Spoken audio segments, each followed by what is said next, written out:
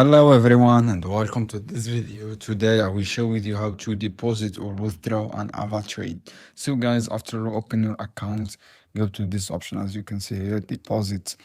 And after that guys, what you have to do, just wait to loading this page and you have online payment and way to charge this payment.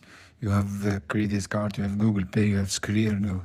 For example, you want to deposit with the debit card, click this one and enter your amount.